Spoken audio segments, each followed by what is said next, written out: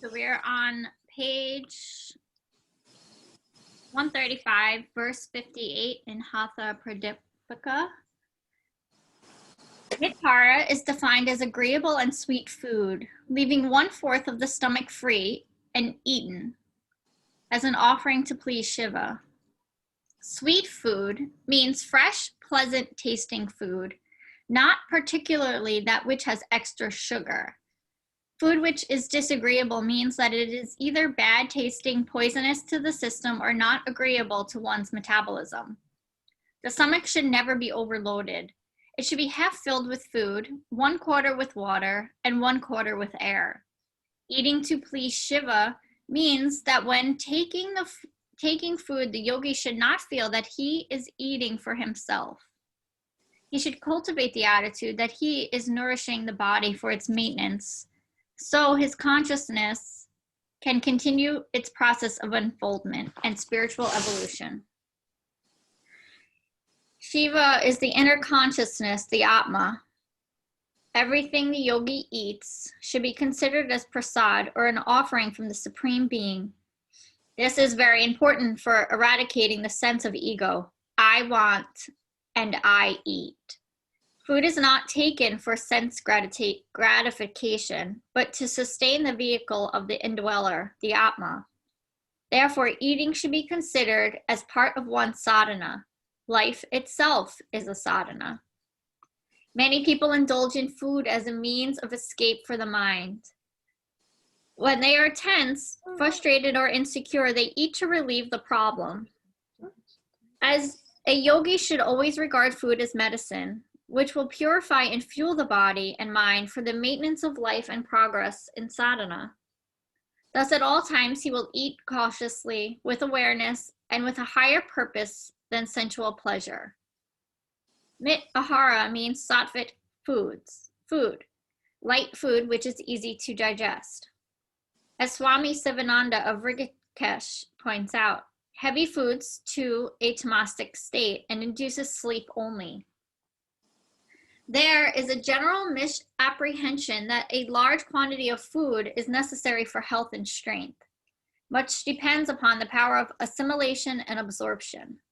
Generally, in the vast majority of cases, most of the food passes away undigested along with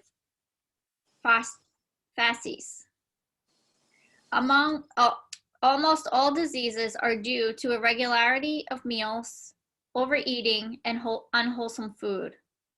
His maxim is that through overeating, you become a rogi. Through sattvic diet, a yogi. Oh, that's so funny. We were just talking about this sort of yesterday with the cookie and cupcakes. We were. What is a rogi? Yeah, that's what I was just thinking too. A rogi is like it's a yogi, but they're not using the yogic powers for what they should be. Like a yogi that's gone rogue? I guess so. I always heard it called a bogey. I know. I don't know. I heard rogi and my brain just assumed it meant like... Yeah, it sounds that way. Maybe like a very Rajastic yogi. Oh, yeah. Maybe she clarifies. Okay. The food, verse 59.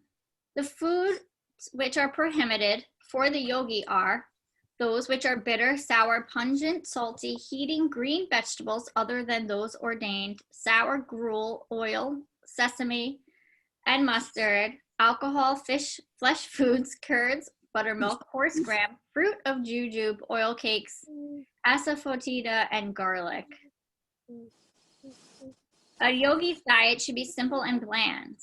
Anything that is highly concentrated, causes acidity in the stomach, and overheats the whole system should be avoided, i.e. greasy, spicy, and stale foods. Foods which create toxins and putrefy in the intestines, such as meat, should definitely be avoided. Asafoetida and garlic are considered aphrodisiacs as they supposedly stimulate the production of sex hormones. And of course, they are not harmful, and in small quantities they are medicinal, but they are strong and leave an odor in the body. In particular, it is said that garlic should not be taken at night because it arouses sexual fantasies. One who is trying to maintain awareness of the higher aspects of reality should definitely refrain from taking such substances until he is established in that state of awareness. Alcohol should be avoided, not specifically because it intoxicates the mind, but more for the reason that it destroys liver and brain cells, which do not reproduce themselves. Once brain cells are destroyed, they are not replaced, and in Hatha Yoga, one aims at maintaining and sustaining the body. Thus, alcoholic substances are better left untouched. Verse 60. Hold on. Okay. I got it. The bogey. A bogey is more into sex, drugs, and rock and roll. Excuse me, can I have my hand, please? A roguey varies from being just a playful rascal to being dishonest, not very nice to others, and self-centered. Their mantra is, it's all about me. The roguey was the mischief or troublemaker, someone who would steal milk from the kitchen even though that meant the rest went without, who would use all the hot water in the winter so others had cold showers, or who would call dissension and unnecessary fights and blame everybody else. A roguey thinks of himself or herself first, but hurt and prey on other people's weaknesses and think nothing of stealing or doing harm. A yogi is someone who realizes that all the action of both the bogey and the roguey are ultimately fruitless, that satisfying cravings and indulgences is only short-lived. From this, desire for something more genuine arises, so the yogi wants to be freed from the clutches of the mind and the senses, and realizes that true peace and happiness is within.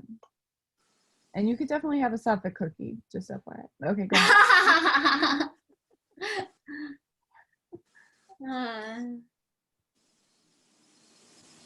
Yes, I can imagine. And nowadays, anything can be created. Yeah.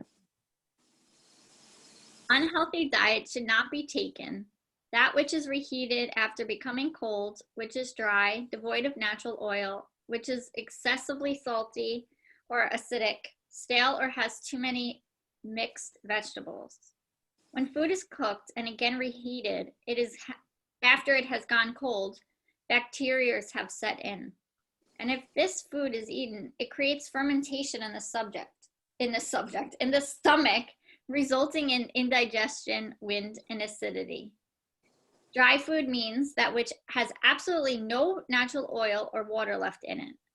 Oil is necessary in minimum quantities. Excess salt and acidity imbalances the system. In fact, salt directly affects the heart rate. If salt is taken in excess, it makes the heart beat faster and heats the body.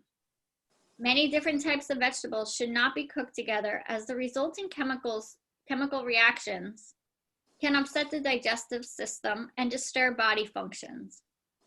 Digestion should always be a quick and smooth process, which does not overstrain or overheat the system. And prana should not be wasted on digestion. Verse 61. Fire, women, and long pilgrimage should be avoided. Therefore, Goraknath said, bad company, mixing with women, bathing in the early morning, fasting, and tasks which produce pain in the body should be avoided. Anything which demands excess energy and depletes the system should be avoided. Standing or working near a fire exhausts the prana. Bad company means those who live an anti-spiritual life or who think negatively. People without any purpose in life, who are unaware of the importance of spiritual evolution, do not enlighten one's soul and should be avoided by a sadhaka. Involvement with the opposite sex and sexual intercourse for pleasure alone deplete energy and tax the nervous system. Sexual desire can never be fulfilled, and when you need that desire, it is like throwing kerosene on a fire. It is not the physical act which is bad, but the mental repercussions which can be harmful for the sadhaka. Thus, it is better not to indulge for some time if one wants to awaken prana through hatha yoga. One is also advised not to undergo long journeys or pilgrimages. Of course, it should be remembered that when Hatha Yoga Pradipika was written, jets and fast cars were not in existence. People traveled by foot, physically exhausting the bodily and pranic reserves. A pilgrimage implies a religious search to find God somewhere. The Hatha yogi can realize that high state without traveling anywhere. Bathing early in the morning should be avoided, but this sentence is incomplete without adding, with cold water when the weather is wintry. In India, most people bathe in water from the well or water reserve. Few take a hot bath. Particularly when it is very hot, nobody wants to bathe in warm water. However, in winter, it is cold in the early morning, and if one bathes in cold water, it strains the nervous system and lowers the body temperature. Hot water baths weaken the body's resistance to the outside temperature and can make one feel very lethargic and sluggish. The Hatha yogi should eat regular meals and not make a habit of fasting too often.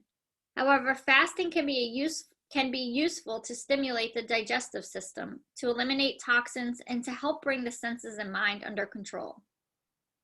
In sickness, it stimulates the body to produce the necessary antibodies to fight disease and rebalance the body structure.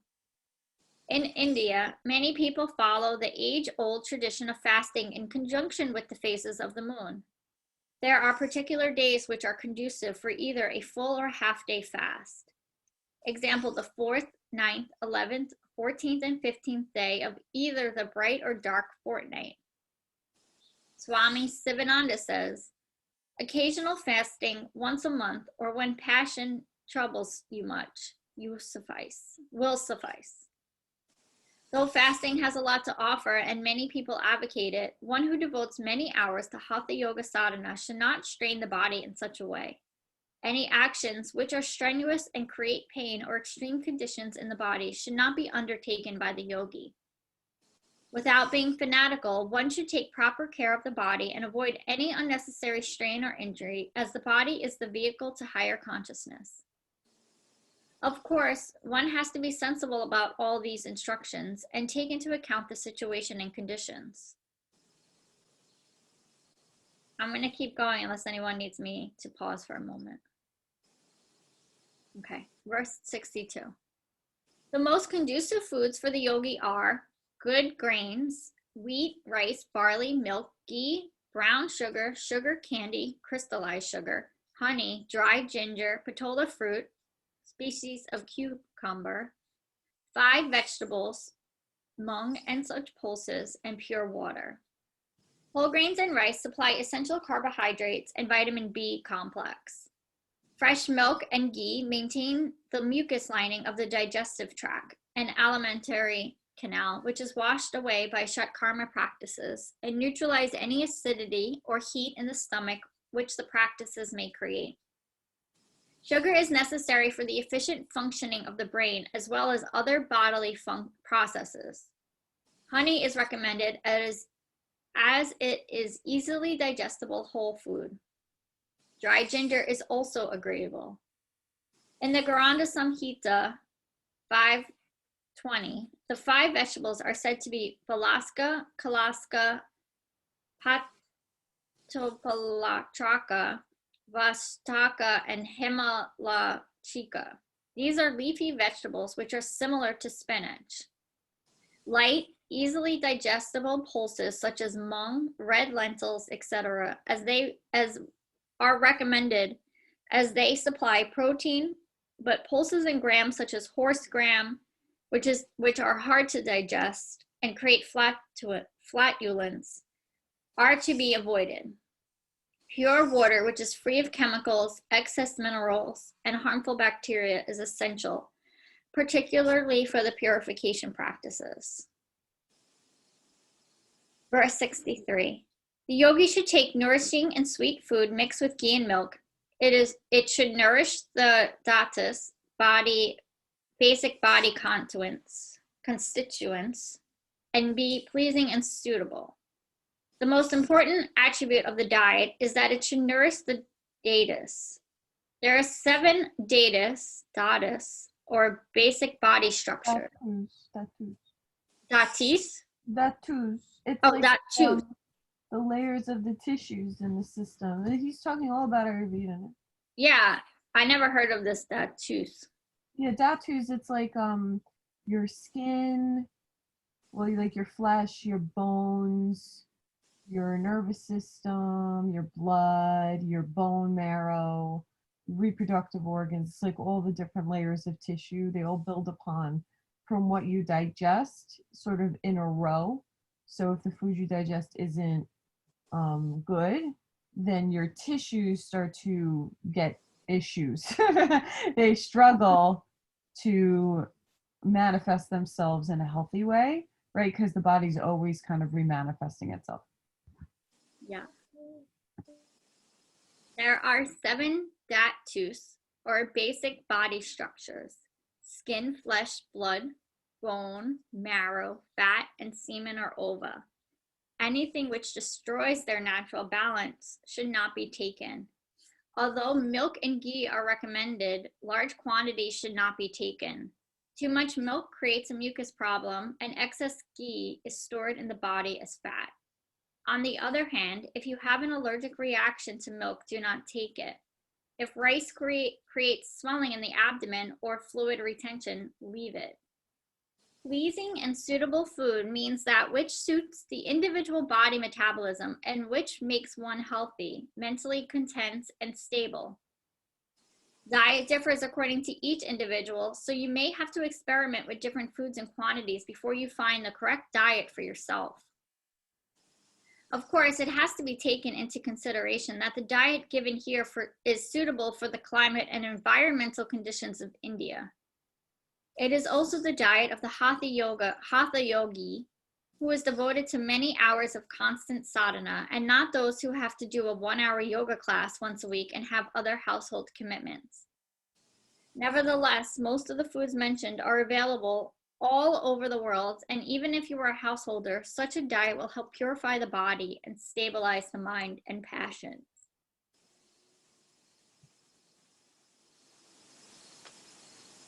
Verse 64. Whether young or old, very old, sick or feeble, one can attain perfection in all the yogas by practicing. Perfection results from practical application. Without practicing, how can it happen? Just by reading the Shastras, perfection in yoga will never be attained. Neither by wearing the garb of a siddha nor by talking about it is perfection attained. Only through practical application does one become a siddha. This is the truth without a doubt. There is a saying that practice makes perfect, and that is exactly what is being expressed here. You may read as many principles as you can absorb intellectually, but until they are put into practice, there is no experience of their reality nor manifestation of their inherent potential. A doctor does not become a doctor until he can practice all that he has learned theoretically. An engineer can make a machine by just reading. An engineer cannot make a machine just by reading instructions on how to do it. The final product will not be perfect until one has tried many times. Regular practice of any yoga technique creates a pattern in the body and mind, and after many years of practice, perfection is attained, regardless of the initial circumstances. One should not be deterred from practicing yoga because of feeling physically inadequate. It does not matter if the body is young or old, sick or feeble. Everybody is eligible to practice Hatha yoga and to attain self-realization. If one has an inner desire to experience the truth of existence, one will succeed regardless of physical conditions. Where truth exists, there is no place for illusion or delusion. One could not become a yogi just by assuming the external presence, nor can one fool others into believing it. The lack of inner strength and understanding will expose anyone who is a fraud. One may delude oneself by looking like a yogi or ascetic, but the Atma cannot be deluded, nor can the cloth give power and knowledge. It can only come by training the body and refining the gross consciousness. That was verse 64 through 66, and this is 67. Asanas, various types of kumbhaka, and the other various means of illumination should all be practiced in the Hatha Yoga system until success in Raja Yoga is attained. This chapter on asana concludes perfectly with a reminder of the purpose for practicing Hatha Yoga. As it is said in the beginning, it is solely for the attainment of Raja Yoga. Hatha Yoga is the basis of Raja Yoga. The fact that it should be practiced until attainment in Raja Yoga is achieved means that they are intricately connected. In fact, it would seem that they are one yoga, Hatha being the dynamic and preparatory aspect, while Raja Yoga is the passive and culminating stage. However, Hatha and Raja Yoga have become two different systems. Raja Yoga says yama and niyama first, then asana, pranayama, pratyahara, dharana, dhyana, and samadhi. Hatha Yoga starts with asana, pranayama, and shakarma and does not emphasize any moral disciplines. It only states how to live most conducively for the practice and perfection of sadhana. There is no moral code causing tension in the mind. Hatha Yoga leads on to Raja Yoga and then starts the practice of yama and niyama and continues the sadhana of asanas, etc. Therefore, Hatha Yoga precedes Raja Yoga. Until one reaches realization in Raja Yoga, one has not achieved perfection in Hatha Yoga. Perfection and realization through Hatha Yoga means samadhi, i.e. perfection of Raja, dhyana, laya, and samadhi yoga. So I will definitely pause there, but I don't know what laya yoga is either. But I feel like when we were first starting this, we were like surprised that this Hatha Yoga wasn't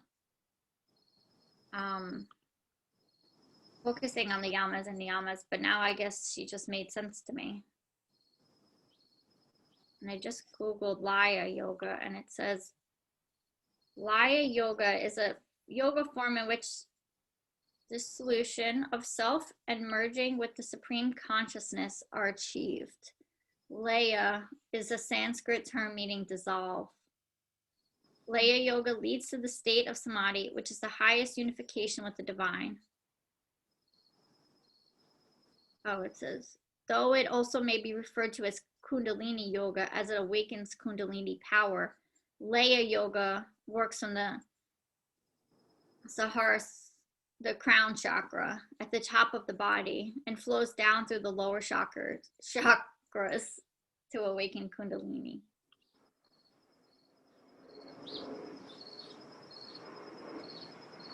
We're going to start chapter 2 tomorrow. Is that the space station going by, Sue? It's an airplane. I know, I'm joking. Yeah. Oh, remember I was asking, when will a squirrel be brave enough? Yeah. One just crept up the stairs and is sort of circling around the deck like, let's pretend she's not there. Aww. Okay. Anyway, we'll see if he ever gets that nut. I love squirrels. I've only come to Don't, because squirrels dig up bulbs, they eat plants, etc., etc. So, but I, it's not, I don't hate them anymore. I used to try to get rid of them, and now I just thought, all right, you take your share, I'll take mine.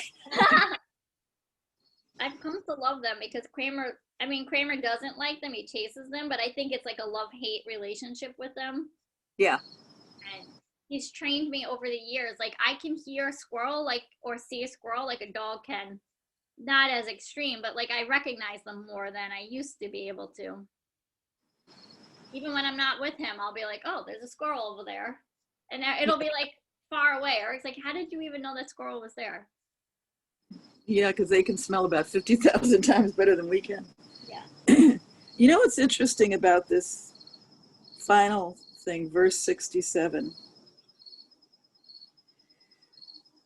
is I mean, I can go through, and I probably will later, to try to label each of the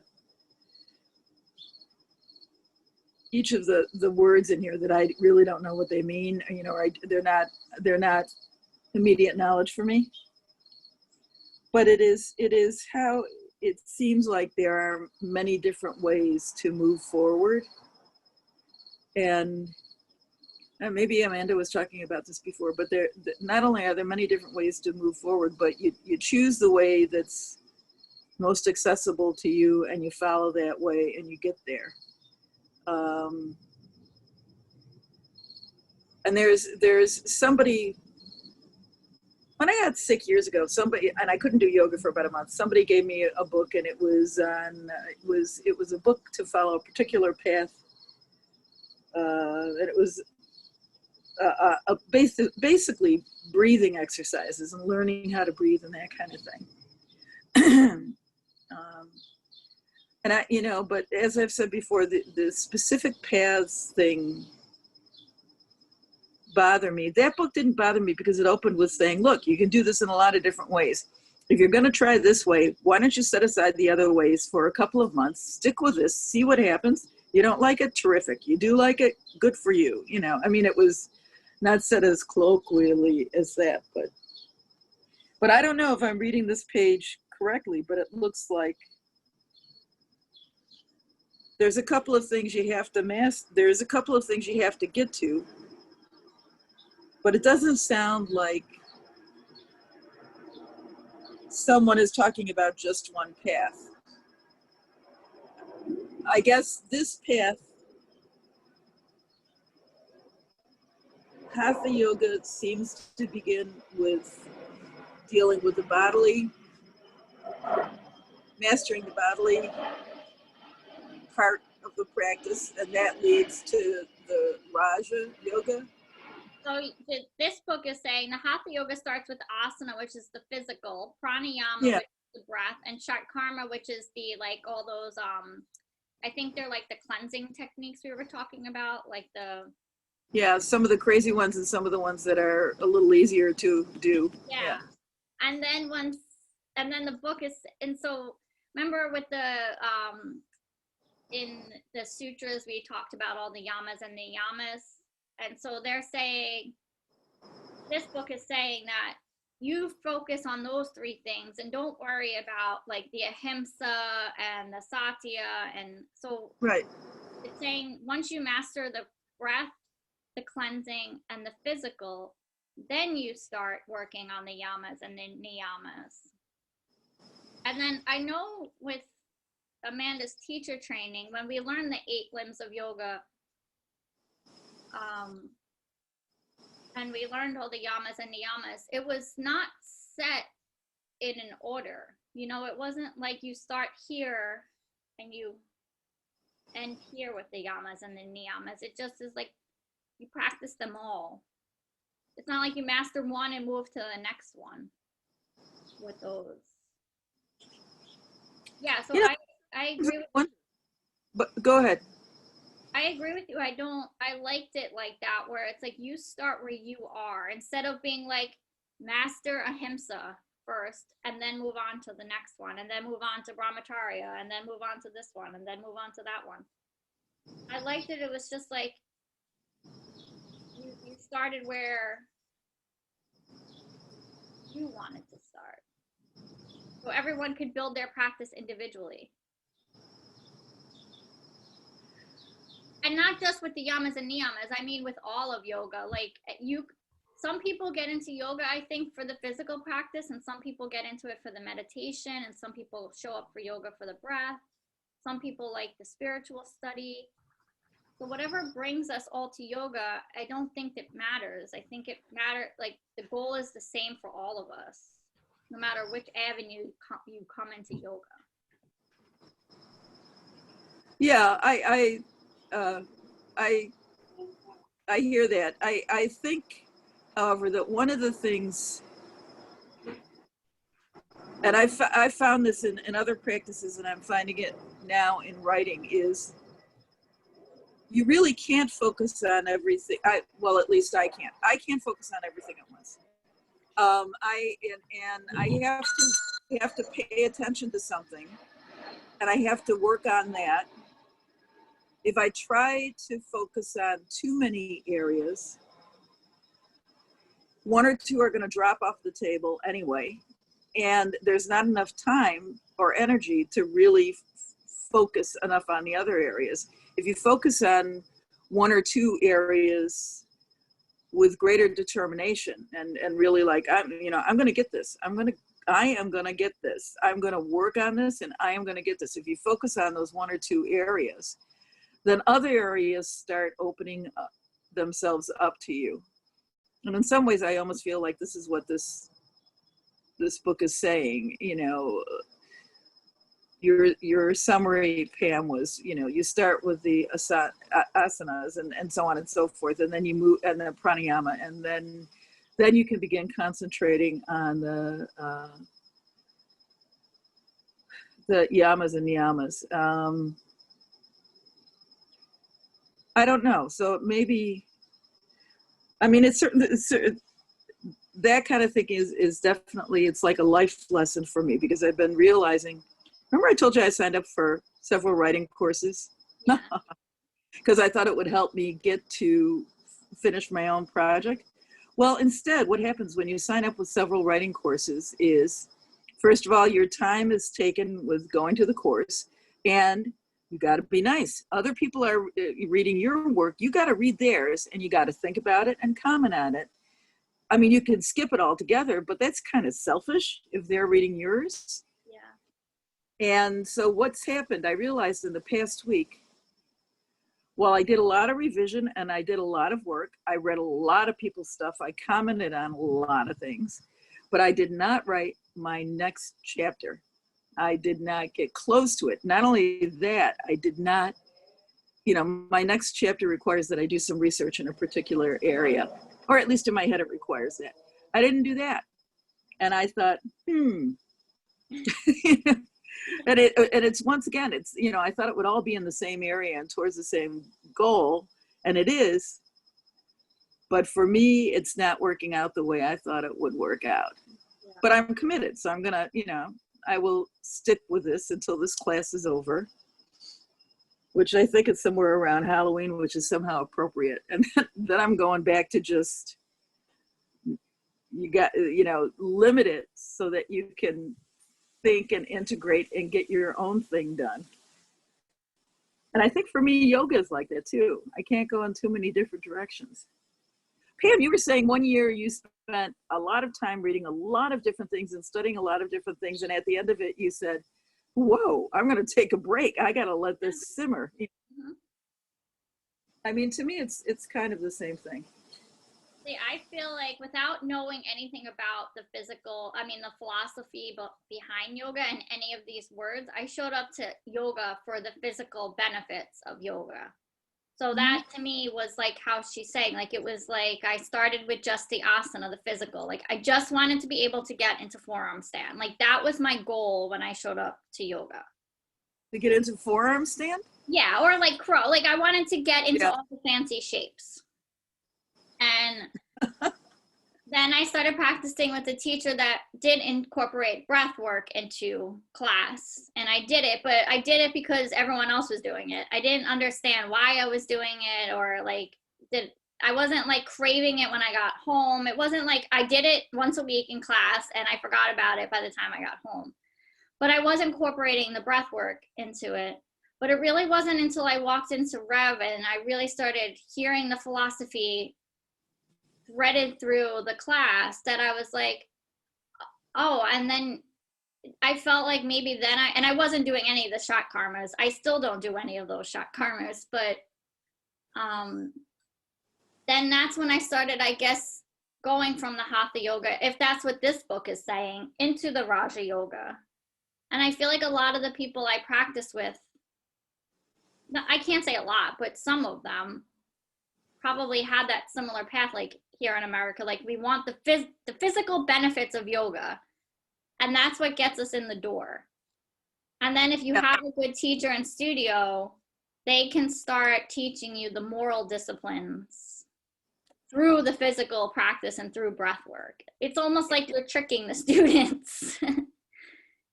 And then it's like, you know what? This is this isn't a 1 hour class I want to do once a week. This is a lifestyle I want to live, like that's how it shifted for me. It wasn't just like, oh, I want to practice yoga once a week. It was like, no, I want to live this yogic lifestyle, not to perfection, but just because it makes me feel good. And I always say, like, people are like, you're so calm. You're so, like, one woman was like, you're so zen. I'm like, well, I feel calm right now, but like when I do get emotional and I get angry just as much as everybody else, but I can control that anger more now than I could have when I was in my 20s. And I can let go of grudges faster because I'm an Irish Scorpio. I can hold a grudge like nobody else can. Decades, yeah. So, yeah, so I think I can sort of understand what she's saying. Do I necessarily agree that there's the certain steps and will I follow them? Probably not. Yeah. But I can see I think she was just highlighting the differences between the Hatha and the Raja yoga. Yeah. And I like that she's saying for Hatha yoga, it's not that it's not important to follow the moral disciplines. It's just that's not where you are right now. It's like you're just learning. Just learn this for now, and then we'll incorporate the other stuff. It is important. So in the Upanishads, it talks about how you have to pair learning with doing, right? If you're just learning all the time, you're going to fall into darkness. If you're just doing all the time, you're going to fall into darkness. The only way towards light is by learning and then doing. And it makes so much sense what you girls are saying, that you'd have to take a pause, Pam. And, I studied literature and art. Those were my minors in college, and psychology was my major. And I always felt frustrated because, I'd want to just create. But when you're in college, it's what you said was really resonating. So it's like, I can't just make my own painting. I have to paint the subject in a classical manner and learn the techniques before I can create variations upon. And it was the same when I learned music, right? I studied piano growing up with somebody who was raised at Juilliard, essentially. So I would always want to play by ear, and she would never let me. She'd say, no, you have to learn the classical technique of playing the piano, and then you can start writing your own music, and then you can start getting really creative. So I always think about that with that was definitely formative for me, because like even in the yoga practice, I kind of was like, okay, this is fun. Like I started asana with Shiva Ray style, and that's just like so untraditional, super dancey. But I saw everyone around her was kind of getting hurt, and like people were like ungrounded. So I was curious, like, what did she learn before she started being so creative? I realized she was an Ashtangi. So then I started, studying that, and I started studying the more traditional, and I got really, really into the traditional studies. And then it was like from there I could start creating my own sort of style of teaching. And I think it's the same with you have to spend some time studying. You have to spend some time in the class learning about writing. And then it's it's a hard thing to negotiate. It's a hard thing to negotiate that there has to be that back and forth.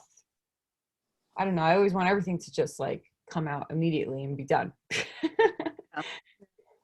I don't even understand how I can understand for educational teachers why they have this continuing ed program. Yeah. And I don't know, for myself as a yoga teacher, I know for myself I would not be able to be a yoga teacher week to week if I didn't keep up with this reading and doing. If I didn't take class. If a week goes by that I don't take class and then I have to teach, I almost feel like a fraud. Even just 1 week. Well, it gets stale, right? If you're not doing the things that you're teaching about, and then you feel like you don't have the inspiration to get to other people. So all right, we should move into breath and meditation, although I did love today's chat and read. Yeah. Thank you. I do think I wish This nutrition thing is definitely piquing my interest more, especially this week because of the cleanse, but I feel like it's something we should have learned when we were very young, like Isabella's age into high school. Yeah, well, it's never too late, right? I No, mean, of course not, but it's a shame that it's not a priority. Financial literacy and nutrition should be something that we can learn and prevent so much illness and stress out over. All right, so setting up in a nice tall seat, or you're laying down, just making sure your spine's straight.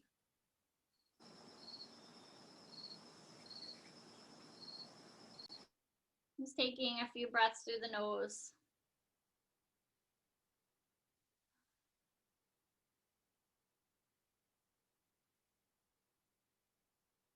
Moving your right hand over your nose. Right thumb will close right nostril. Right ring finger will close left.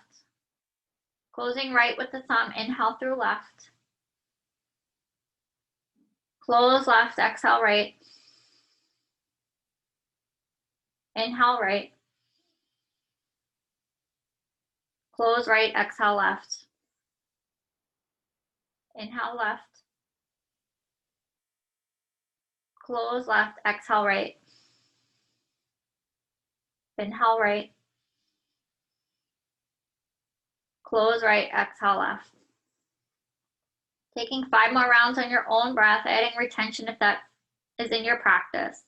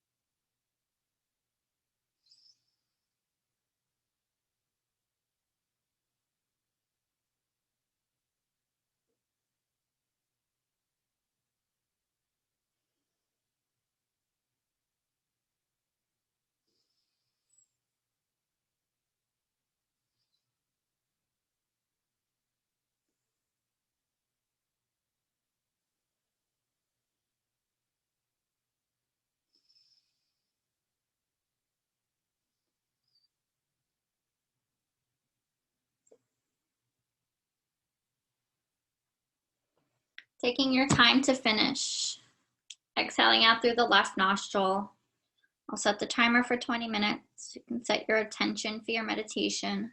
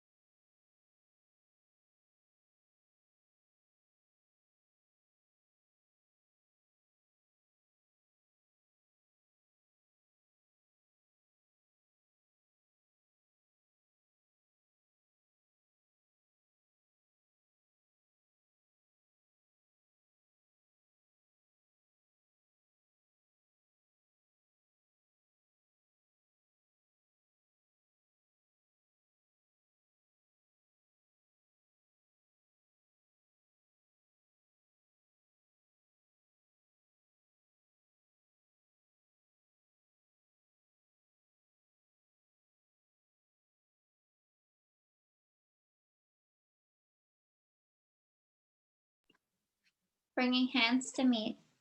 Namaste.